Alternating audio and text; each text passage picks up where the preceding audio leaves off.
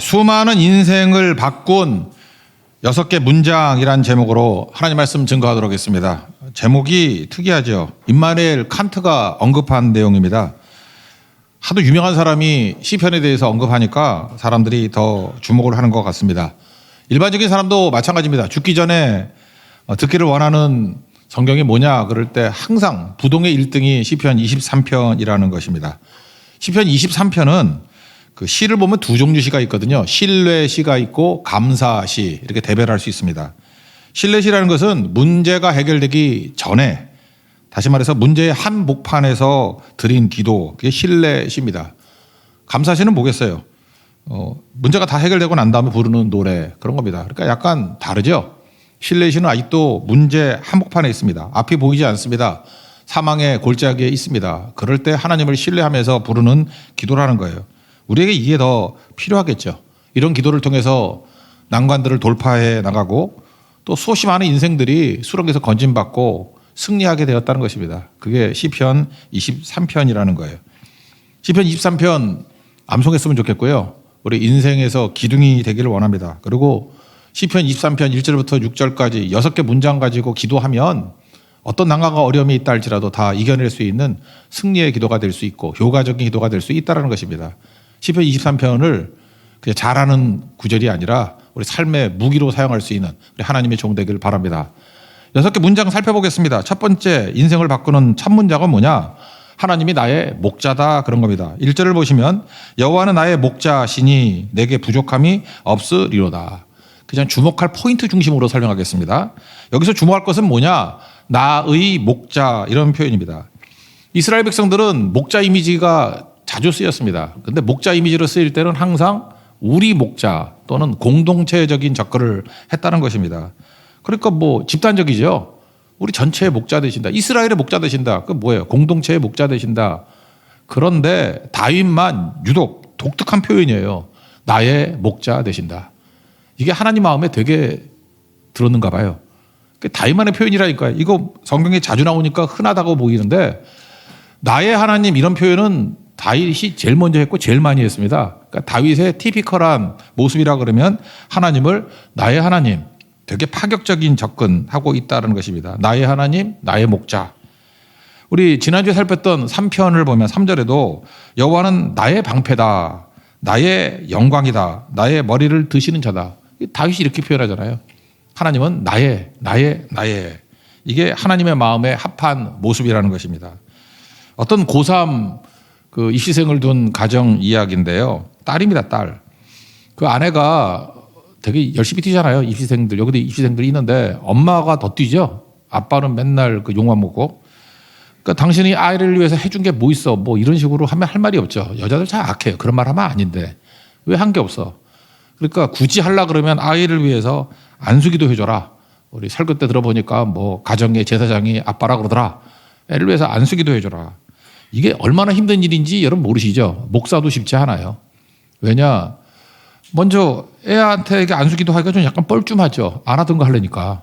또 아이는 또 얼마나 힘들겠습니까? 입시에 짐도 있는데 아빠의 짐도 생기니 둘 다 뻘쭘해지는 거죠. 그래서 서먹서먹한데 엄마의 눈초리 쳐다보고 할 거야 안 할 거야 이러고 있으니까 힘들지 않습니까? 그런데 이 가정에 따뜻함이 임하게 됐던 얘기가 있었다는 거예요. 그 아빠 얘기인데 너무 힘들어가지고 그냥 딸 아이 이름, 진짜는 아닌데 수정이라고 합시다. 그냥 진짜는 아니에요. 예, 수정이라고 합시다. 딸이 수정이의 하나님 이러고 기도했다라는 거예요. 그랬더니 뻘쭘하던 아이가 자세를 바로 갖고 자세가 달라지더라는 거예요. 그리고 아빠도 그때부터 막 기도가 터져 나오더라는 거예요. 입시생인데 흔들리지 않게 주옵소서, 마음을 붙들어 주옵소서, 힘을 주세요, 지혜를 주세요, 길을 열어주시고 최종적으로 다 극복할 수 있도록 도와주옵소서. 그랬더니 울컥하는 마음에 아빠도 울고 딸도 울었대요. 이런 얘기를 들어보면서 그 이름을 부른다는 게 되게 중요한 거구나. 그러니까 누구의 하나님, 그죠? 나의 하나님. 다윗은 그거를 갖고 있었던 사람이었습니다. 그러니까 기도할 때마다 울컥울컥하죠. 아마 하나님도 울컥했을 거라고 저는 생각을 합니다. 여러분도 나의 하나님을 고백하십시오. 뭐 객관적인 뭐 책에 나오는 하나님 정도가 아니라 예수님도 제자들이 그러잖아요. 너는 나를 누구라 하느냐. 남 얘기하지 말고 나의 예수님, 주는 그리스도시요 살아계신 하나님의 아들이십니다. 나의 구세주이십니다. 나의 하나님이십니다. 이런 고백이 있는 하나님 종 되기를 바랍니다. 또 하나는 여기서 살필 내용이 부족함이 없다라는 표현이 있죠. 이거 타동사거든요. 그럼 상식이죠. 타동사라는 건 뭡니까? 자동사의 반대겠지. 타동사. 목적어가 있어야 될 거 아니에요. 타동사는 목적어가 있어야 되죠. 무엇이 부족함이 없다 이런 목적어가 있어야 될 거 아니에요. 근데 목적어가 없습니다. 이건 뭐예요? 의도적인 거죠. 목적어를 없게 만들므로 말미암아 그것을 블랭크로 만들어 버리는 거예요. 뭐든 갖다 집어넣을 수 있는 거예요. X로 만들어 버리는 거예요. 미지수로 만들어 버리는 거예요.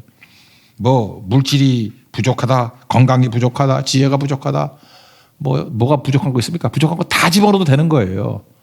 어떤 목적어가 있다 할지라도 나는 부족함이 없다. 하나님이 다 채워 주신다. 우리 찬양 가운데 내 안에 한계를 넘어 그런 찬양이 있죠. 그게 바로 이런 하나님이에요. 부족함이 없는 하나님. 나를 위해서 일하시는 하나님이라고. 오늘도 여러분의 하나님이 여러분의 모든 것들을 채울 수 있는 이 목적어가 생략된 부족함 없게 만드신 하나님을 믿고 채워지는 은혜의 역사가 있기를 바랍니다. 그러니까 다윗은 이게 보통 목동이 아니에요. 이게 머리가 되게 좋아요. 그리고 확실하잖아요. 그러니까 여러분들 뭘 주저주저 다 떠든다고 되는 게 아니라 이렇게 타동사를 쓰면서도 목적어를 생략해 버릴 때 엄청난 파워가 있다는 것입니다. 그러니까 합치면 뭐예요? 나의 하나님이고 목적어의 생략을 통해서 뭐든지 다 채워주시는 부족함이 없게 만드신 하나님이니까 어떤 하나님입니까? 책임져 주시는 하나님이라는 거예요. 하나님은 내가 어려움 당할 때 멀리서 쳐다보고 방관하시는 하나님이 아니라 내 삶 속에 들어오셔서 동행하시고 공급하시고 우리를 건져주신다는 것입니다. 오늘도 예배 자리에 오신 분들 실패하신 분 있습니까? 두려워하시는 분 있습니까? 슬픔의 자리에 놓인 분 있습니까? 나의 하나님이 우리의 모든 부족함을 채워주실 것입니다. 그런 하나님을 만나는 우리 승리의 종 되기를 축원합니다. 두 번째 인생을 바꾼 문장은 뭐냐? 지친 나에게 회복과 쉼과 치료를 주시는 하나님이라는 것입니다. 2절을 보시면 그가 나를 푸른 풀밭에 누이시며 쉴 만한 물가로 인도하시는도다. 피곤하시죠? 지쳐있는 내 모습입니다. 이건 단순한 풍경에 대한 묘사가 아니고 실질적으로 내 삶 가운데 회복을 주시고 쉼을 주시고 또 나를 치료해 주신다라는 것입니다. 근데 목자가 양을 두 방향으로 이끌고 있죠. 첫 번째는 풀밭이고 두 번째는 물가로 이끈다. 이건 사실 동어 반복이에요. 푸른 풀밭. 옛날에는 푸른 초장 그랬죠. 이중적인 표현이죠. 아니 풀밭이 푸르지 뭐 빨간가? 그러니까 풀밭 자체에 푸르다게 표현되어 있어요. 그러니까 푸리디 푸른이죠. 푸른 풀밭인데 더 푸르대. 그러니까 무슨 얘기를 하고 있습니까? 색감을 보여주면서 이상적인 목조지라는 거예요. 우리를 충분히 먹일 수 있는 최고의 것으로 이끄신다. 이게 푸른 풀밭, 푸른 초장이라는 거예요. 하나님은 그냥 이렇게 적당히 괜찮은 게 정도가 아니라 베스트를 주신다. 그게 푸른 풀밭이라는 뜻입니다. 그리고 쉴 만한 물가라 그랬죠. 이건 이스라엘의 지형을 알아야 되는데 와디라는 말 들어봤죠. 보통 때는 물이 안 흐르는데 비만 오면 막 급류가 흘러가는 거. 저도 모하비 사막, 라스베가스 옆에 있는 모하비 사막 갔다가 그 와디를 걸어가다가 걷기 좋거든. 이렇게 그늘도 약간 지하 있고 걷기 좋은데 거기 써 있어요. 비 온다는 경보가 딱 울리는 순간에 1분 안에 도망치래. 거기 빠져나오지 않으면은 순식간에 급류가 온다고. 뭐 그런 비디오 같은 거 많이 봤을 겁니다. 그러니까 이게 위험하다고요. 급류가. 와디가 위험한 것이라고요. 그러니까 급류, 이건 무슨 얘기입니까? 물은 신선할지 모르지만 되게 위험한 곳이죠. 예. 또 반대로 그러면 급류 말고 고인물이 있을 거 아닙니까? 고인물. 고인물의 장점은 뭐죠? 안전하죠. 고인물이야 뭐 흐르지 않으니까. 근데 고인물은 썩은 물 아닙니까? 그러니까 인생의 딜레마가 이런 거예요. 급류는 신선한데 위험해요. 또 고인물은 안전한데 썩었어요. 그러니까 이것도 그렇고 저것도 그렇고 살다 보면 너무너무 힘들죠. 이 딜레마입니다. 지쳤는데 쉴 수도 없고 피곤한데 잠이 안 오고 딜레마죠. 그러니까 이것도 안 되고 저것도 안 되고 그런데 하나님께서 우리를 쉴 만한 물가로 인도해 주신다. 하나님이 인도하시는 길은 최고의 곳이다. 신선한 곳, 안전한 곳. 오늘도 여러분 삶 가운데 하나님이 주신 최소의 신선함과 안전함을 다 누릴 수 있는 하나님의 종 되기를 바랍니다. 우리 지난주에도 제가 말씀드렸지만 엄마가 도망갈지도 모르겠다고 하는 불안감이 있는 아이에게 놀이동산 가서 놀라 그러니까 못 놀죠. 그죠? 그래서 어떤 분은 이걸 해석하기를 쉴 만한 물가를 놀 만한 물가. 그게 뭐예요? 안심한다 그런 얘기죠.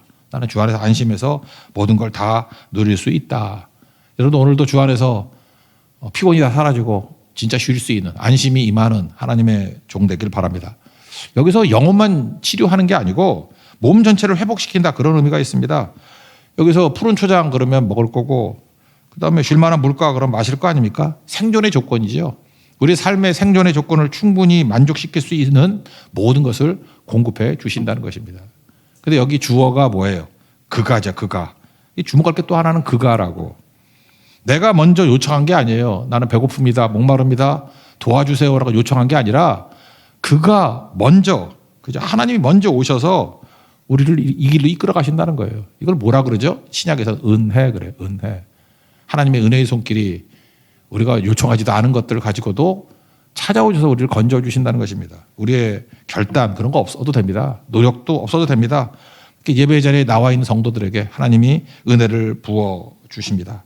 우리를 결코 방치하지 아니하시고 우리가 어떤 때는 생각도 안 했던 거, 구하지도 않았던 것까지도 채워주시면서 우리를 건져주십니다. 오늘도 그 은혜를 만끽하는 하나님의 거룩한 예배 시간 되기를 축원합니다. 그다음 세 번째, 인생을 바꿔 세 번째 문제가 뭐냐? 영을 소생시키시고 의의 길로 인도하신다. 다시 말해서 살리시고 이끄신다 그런 뜻입니다. 3절을 보시면 내 영혼을 소생시키시고 자기 이름을 위하여 의의 길로 인도하시는 도다. 여러분 몸은 멀쩡해도 마음이 무너질 때가 많이 있죠. 요즘 이런 게 더 많은 것 같아요. 무기력해졌습니다. 그리고 공황이 옵니다. 우울해집니다. 그러니까 은혜도 느끼지 못해요. 우리 고달픈 삶의 은혜도 무뎌지고 나의 한숨을 바꾸셨네. 그 찬양 보면 그런 거 나오잖아요. 딱 우리 모습인 것 같아요. 여러분 기도도 안 나오고 감동도 없고 움직일 힘도 없고 이거는 단순히 지친 게 아닙니다. 내 영혼이 메마르고 있다라는 거예요. 여러분 영혼이 메마른 거 이거 경험해보면 사람만 압니다. 그 고통이 얼마나 심한지. 하나님을 안 믿는 것도 아니에요. 근데 영혼이 자꾸만 메말라가요. 아무것도 못하겠어요. 꼼짝도 못하겠어. 그때 필요한 게 뭐냐면 소생이거든요. 소생. 하나님께서 우리를 소생시키시는 분입니다. 이 소생이라는 게 슈브라는 히브리 단어인데 다시 숨을 불어넣다라는 거예요. 답답함을 느끼죠. 그때 숨을 불어넣는 거예요. 숨이란 게 뭡니까? 생명 자체거든. 생명 자체를 불어넣습니다. 성령을 불어넣습니다. 그래서 우리 삶 가운데 오늘도 여러분이 숨이 턱턱 막히고 아무 일도 못하는 공황, 우울, 무기력 뭐 이런 거에 빠져 있는 분들 있죠. 예배가 뭔데요? 하나님이 소생, 휴브, 숨을 불어넣는 거예요. 생명을 불어넣는 겁니다. 성령의 새바람이 부른 거예요. 그래서 다시 일어설 용기가 생기고요. 다시 시작할 힘이 생기는 것입니다. 이게 오늘 세 번째 문장에 나오는 영을 소생시키시는 하나님의 축복이 된다라는 것입니다. 그리고 의의 길로 인도하신다 그러죠. 히브리 단어에 보면요. 길이라고 하는 이 웨이라고 하는 단어가 마갈이라는 단어가 있고 차도르라는 단어가 있어요. 일반 다 차도르예요. 그러니까 일반적인 길.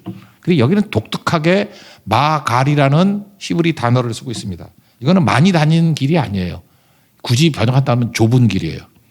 하나님께서 우리를 좁은 길로 인도하신답니다. 근데 그 좁은 길이 어떤 길이에요?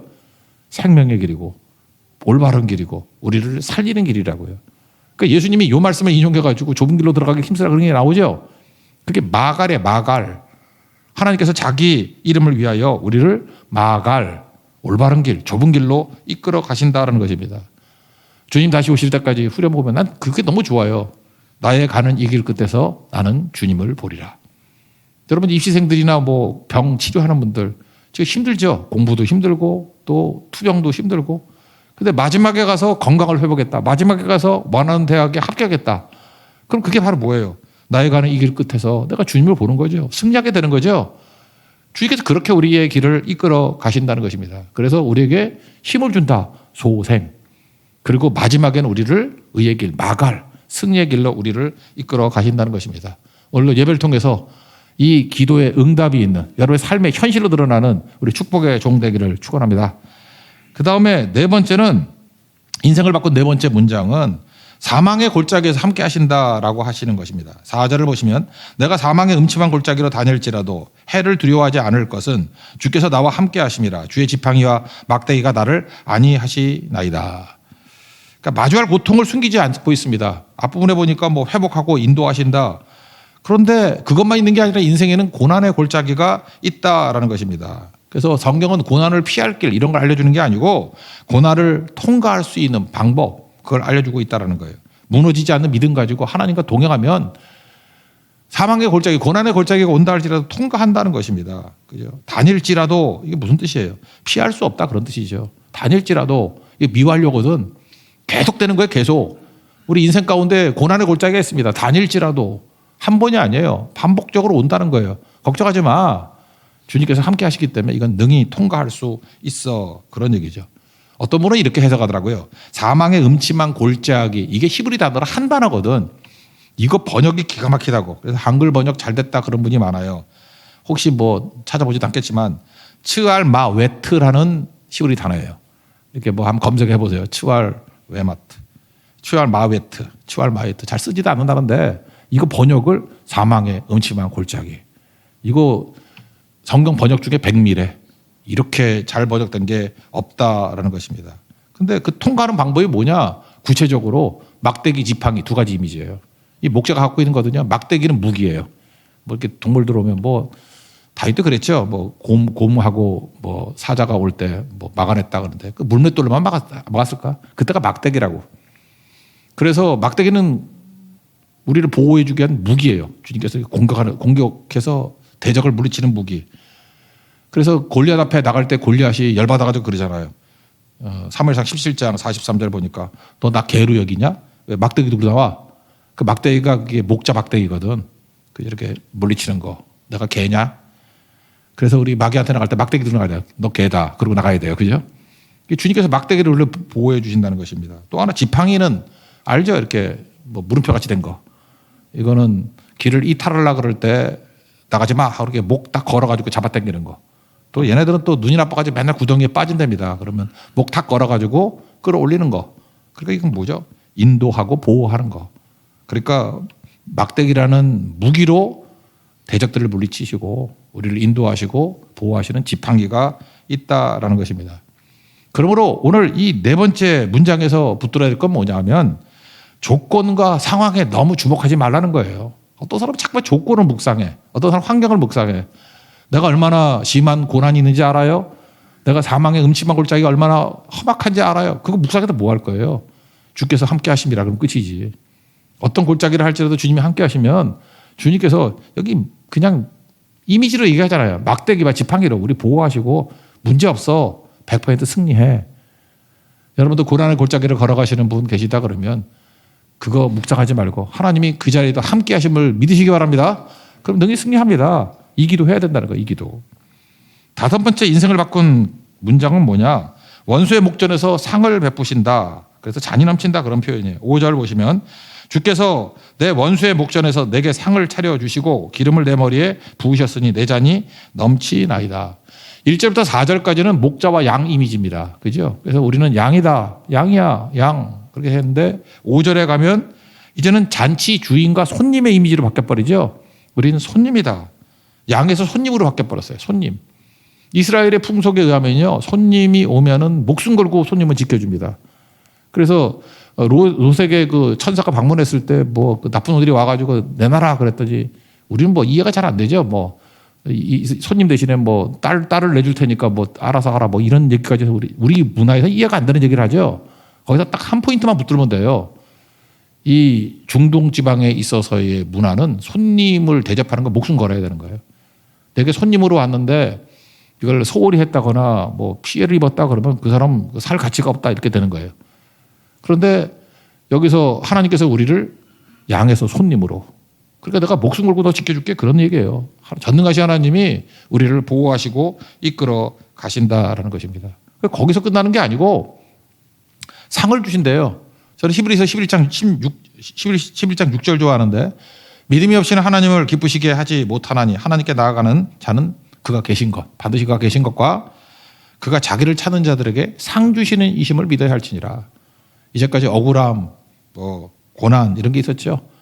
하나님께서는 이제 다윗에게 상을 주시는 거예요. 그래서 내 잔이 넘치나이다 이렇게 만들어 주신다는 것입니다. 여러분 인생 힘드신 시간이 많으셨죠. 고난도 많으셨죠. 이제 내 고난의 잔에 하나님께서 은혜를 채워주십니다. 그래서 그 은혜가 넘치면 이게 성령이 하는 건 넘쳐나는 거 아니에요. 충만함, 오버플로우. 그래서 그것이 주변 사람들을 살리고 나 때문에 다른 사람들이 똑같은 은혜를 다시 누릴 수 있는 그런 기적을 체험하게 된다는 것입니다. 여러분의 삶도 하나님의 상이 부어지고 잔이 넘쳐서 주변까지도 다 살아나는 성령의 역사, 생수양하게 흐르는 성령의 역사가 있는 하나님의 종되기를 축원합니다. 마지막 6번째는 뭐냐? 인생을 바꾼 6번째 문장은 은혜가 따라다닌다는 거예요. 6절을 보십시오. 내 평생의 선하심과 인자하심이 반드시 나를 따르리니 내가 여호와의 집에 영원히 살리로다. 다윗은 평생 원수가 따라다닌다는 인생 아니에요. 사울이 따라다니고 뭐 블레셋이 따라다니고 하다못해 없을래니까 뭐 아들 압살롬도 따라다니고, 그러니까 항상 대적이 따라다니는 인생에서 돌아보면 대적이야. 돌아보면 뭐 원수고. 근데 이렇게 고백을 하잖아요. 이제는 선하심과 인자하심이 나를 따라다닐 거라고. 나를 추적하는 게 원수가 아니고 이제는 선하심과 인자함. 이 선하심은 많이 쓰는 표현이죠. 하나님 보시기에 좋았다 그런 거 있잖아요. 토부, 좋다. 주님의 선하심 그거예요. 굿니스. 굿니스가 뭐냐? 끝이 좋다는 거예요. 그러니까 끝이 좀 결과가 좋은 것들이 나를 따라다닌대요. 그러니까 여러분 오늘도 예배드린 성도들 지금 상황이 어떻게 되든 간에 여러분 끝이 무조건 좋을 겁니다. 믿습니까? 그게 선하심이 따라가는 거예요. 주님의 선하심이 우리에게 승리를 준다는 거예요. 또 하나가 인자, 이게 헤세드거든. 헤세드, unfailing love, 사랑, 뭐 은혜로 먼저 제일 많이 하죠. 사랑, 실패하지 않는 사랑. 헤세드, 인애라고 번역하기도. 여기도 인애라고 번역되어 있나? 인자로 번역되어 있네. 인자. 그러니까 토부와 헤세드가 우리를 따라다니대요. 제가 처음으로 대학 들어갈 때 제가 우리 그 상대 그때 그 연세대학교 상대 학장님이 송자 교수였는데 나중에 총장도 되셨죠. 첫 수업 시간에 오셔가지고 그런 얘기 하더라고요. 경영학과 왜 왔냐? 너 돈 벌러 왔지? 명심해라. 돈은 따라가면 도망치게 되는데 너희들이 돈을 도망쳐가지고 사명 붙들면 돈이 와서 너를 잡을 거라고. 그 얘기가 잊혀지잖아요. 첫 수업 시간에. 저만 한 게 아니라 경영학과 들어와서 맨날 했는가 봐 그 얘기를. 맨날 그 지난번 보니까 방송에도 뭐 한번 나왔던 것 같은데 그런 얘기들이. 그러면서 그때 소개했던 말씀이 오늘 6절에 이 말씀이에요. 평생 선하심과 인자하심이 반드시 나를 따르리니. 여기 선함과 인자하심 will pursue me all the days of my life. 네 평생에 pursue me, 추적하다 그런 것이거든요. 따라가다. 여러분이 아무리 도망쳐도 하나님의 선하심이 여러분을 잡을 것입니다. 여러분이 아무리 도망쳐도 하나님의 인자하심이 여러분을 잡을 거예요. 이런 인생은 뭐 겁날 게 하나도 없죠. 거기서 끝나는 게 아니라 이제 죽어서도 영원히 여호와의 집에 천국에 영원히 살리로다. 거하리로다. 이게 다윗의 확신이었습니다. 그래서 우리는 당장 죽어도 문제가 없고요. 이 땅에서 주님과 동행하고 주님께서 풍성히 채워주시고 주님의 선하심과 인자하심이 우리를 따라갈 것이고 그 마지막 결과는 천국에서 주와 함께 모든 것을 누릴 수 있는 승리의 삶이 된다라는 것입니다. 여러분 그 길을 걸어가는 하나님의 거룩한 백성 되기를 축원합니다. 이것이 우리의 기도가 된다 그러면 늘 승리하겠죠. 그래서 이 마지막에서는 뭐가 돼요? 양에서 1, 2, 3, 4절에서는 양, 5절에서는 손님, 6절에서는 하나님의 권속, 그걸 가족이라고 그러죠. 패밀리, God's family. 하나님의 가족이 된다라는 거예요. 영원히 주와 함께 살리로다. 이 기도가 있는 백성들, 이게 뭐 아무리 어려움과 난관이 있다 할지라도 모든 거 다 승리하겠죠. 이 축복만 누린다 그러면 여러분 대적이 없습니다. 난관도 없습니다. 100% 승리하는. 그래서 아무리 무너지고 깨진 신명이라 할지라도 다 일어서게 되고 새 힘 얻게 되고 늘 승리하게 되는 하나님의 거룩한 종이 될 것입니다. 그 승리를 맛보는 믿음의 종 되기를 축원합니다. 예, 자리에 서련하겠습니다. 충만 찬양하겠습니다. 충만.